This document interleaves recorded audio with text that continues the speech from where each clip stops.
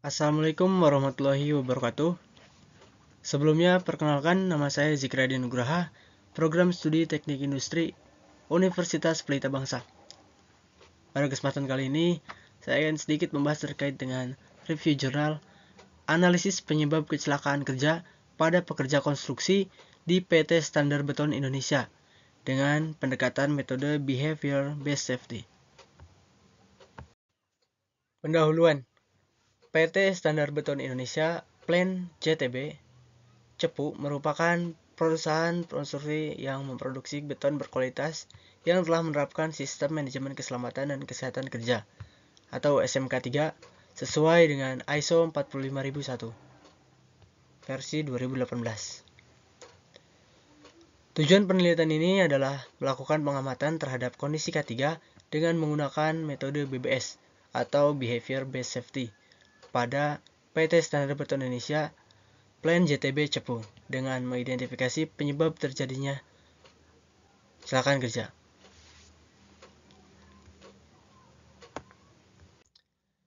Identifikasi masalah.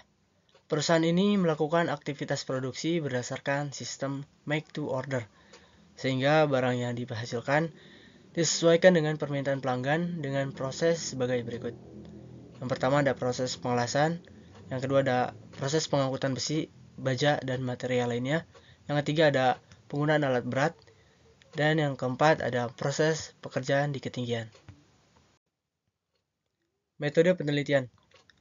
Jurnal penelitian ini menggunakan metode wawancara, penyusunan kuesioner, dan penggunaan check sheet. Hasil dan pembahasan.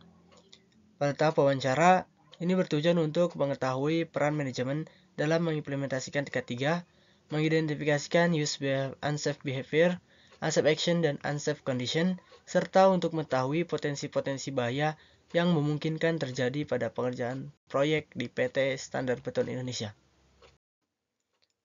Selanjutnya, kuesioner dan checklist. Dapat dilihat dari tabel bahwa terjadi hubungan antara variabel kuesioner dengan variabel checklist. Variabel kuesioner 1 dan 4, yaitu peraturan dan prosedur K3, serta keterlibatan pekerja dalam K3, berhubungan dengan perlengkapan alat pelindung tubuh. Ditemukan hasil unsafe. Variabel kuesioner kedua, yaitu komitmen manajemen terhadap K3, berhubungan dengan variabel checklist kedua, yaitu papan informasi K3. Didapat hasil safe. Kemudian, variabel kuesioner ketiga, yaitu komunikasi pihak manajemen terhadap pekerja, berhubungan dengan variabel checklist ketiga, yaitu akses area konstruksi, dan didapat hasilnya safe. Unsafe action ini yang akan selanjutnya untuk dibahas sehingga tidak terjadi lagi unsafe yang dapat mengakibatkan kecelakaan kerja. Unsafe yang ditemukan pada penelitian ini yaitu unsafe action seperti tidak menggunakan APD, bergurau saat bekerja, ceroboh dalam melakukan pekerjaan di lapangan, tidak mematuhi SOP, menghiraukan bahaya yang memungkinkan terjadi, dan tidak memakai alat bantu. Kemudian selanjutnya usulan perbaikan. Setelah temuan terhadap unsafe action dari penelitian tadi,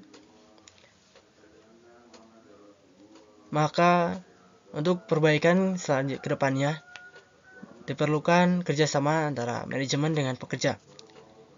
Dari sisi manajemen, yang pertama diperlukan pengawasan berkala di lapangan.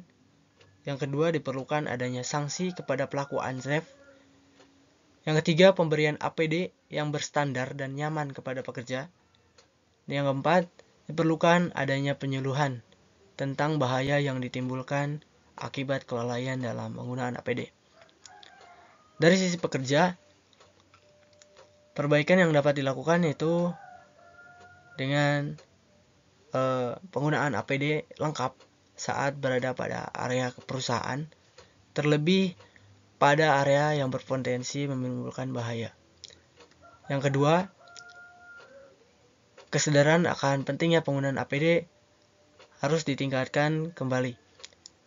Yang ketiga, pekerja diharapkan lapor apabila APD mengalami kerusakan atau hilang agar segera diganti dengan APD yang baru. Dan yang terakhir, pekerja diharapkan lebih teliti dan merawat APD-nya masing-masing. Kesimpulan, faktor penyebab terjadinya unsafe dianalisa dengan kuesioner dan checklist. Hasil dari kuesioner penelitian ini yaitu keseluruhan variabel dalam kondisi baik, dan hasil checklist terdapat satu variabel yang berada dalam kondisi unsafe, yaitu perlengkapan alat pelindung diri, serta dua variabel lain berada dalam kondisi safe. Usulan perbaikan untuk variabel perlengkapan alat pelindung diri ini diperlukan pengawasan berkala di lapangan, diberlakukan sanksi kepada pelaku unsafe, kemudian diberikan APD yang berstandar dan nyaman kepada pekerja, dan diperlukan adanya penyuluhan atau refreshing training terkait dengan bahaya yang ditimbulkan akibat kelalaian dalam penggunaan APD. Sekian presentasi yang dapat saya sampaikan. Kurang lebihnya mohon maaf. Terima kasih atas atensinya. Assalamualaikum warahmatullahi wabarakatuh.